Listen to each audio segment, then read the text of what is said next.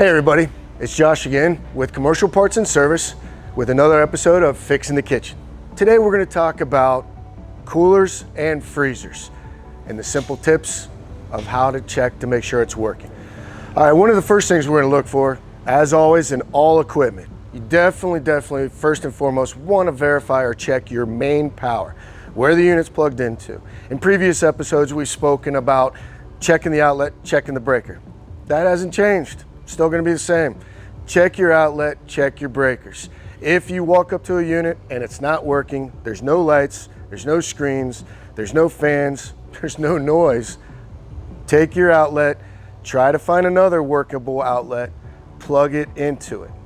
If that fixes the problem, then you know it's a house issue and you have either a trip breaker or electrical house issues.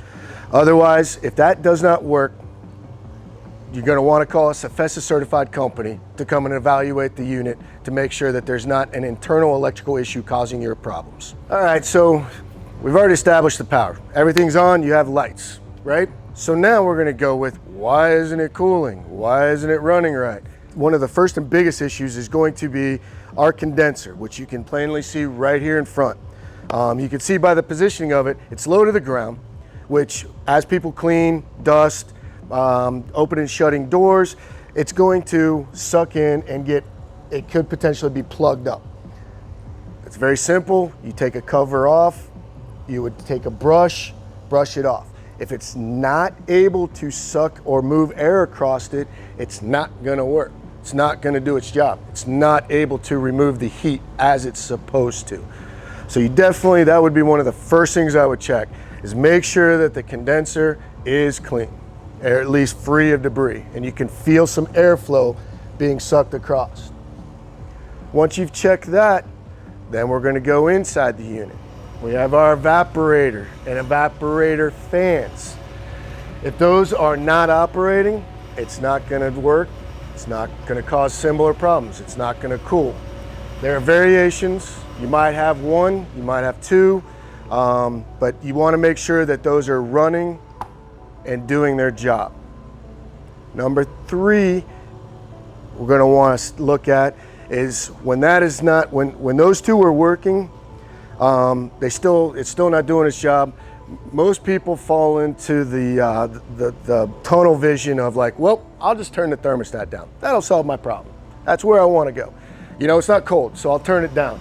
So they will crank a thermostat all the way down to the coldest setting. Well, in theory, that's great. It might work for a little bit, but eventually it's like running a car on an Autobahn. You're gonna end up wearing that engine out if it's not designed to be on the Autobahn, you know? So you just wanna keep those simple things. You usually wanna keep your thermostat about halfway or above, depending on packing it, putting things in there. You never want to overpack a unit. You never want to stack it all the way up to the top. We also have the problem of a drain. You want to make sure that the drain in the back of the unit, because they will eventually have water that will have to be gotten rid of. They could either be down low or underneath of this unit. You want to make sure that that is draining, because if it is not, that water will get sucked up into the evaporator, will cause that to freeze, and again, will not let the unit operate properly. It's not doing its job. Anything plugged is not going to do its job. I've never seen a garden hose plug water a lawn, right? So, lastly, we're going to go with door gaskets. Probably one of the biggest things you're going to have an issue with. You want to make sure that your door gaskets, as an example on this one, are as such, in good condition, not floppy. You don't ever want to see a door gasket hanging off like this. If it is, you have problems and it's not sealing, which will and can cause the unit to also not maintain its temperature. I mean, it's kind of like your house fridge. If you leave it halved out like that, it'll work for a little bit, but it ain't gonna work forever. One of the last things you want to pay attention to is definitely surrounding air. If you have a cooler, freezer that you have either on a patio or in a extremely warm environment, it's going to make it work harder. It's designed to cool product, but it's also designed to be in an area of normal operating temperature. You cannot put these in direct sunlight where it's coming and beating down on it all day. You know, just be conscious of the area temperature. If you're in a 90-degree kitchen, which most kitchens are, unfortunately, you know, it's going to work harder. It's going to take more out of it because it's trying to take the heat from the air to get it to cool. So just be conscious of that. It's something that probably, I'd say 20% don't recognize, don't think, are not conscious of, because it should work anywhere. That in fact is true, unless it's, you know, the Mojave Desert.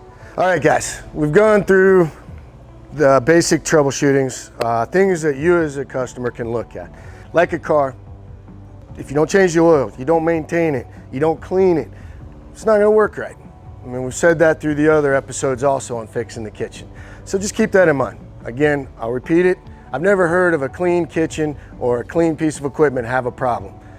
So at the conclusion, if you've gone through those basic troubleshootings and you're still having an issue with it, I highly recommend please call CPS, Commercial Parts and Service. We're available 365 days a year, all right? We have many qualified technicians here, Cincinnati, and Dayton that can take care of your issues.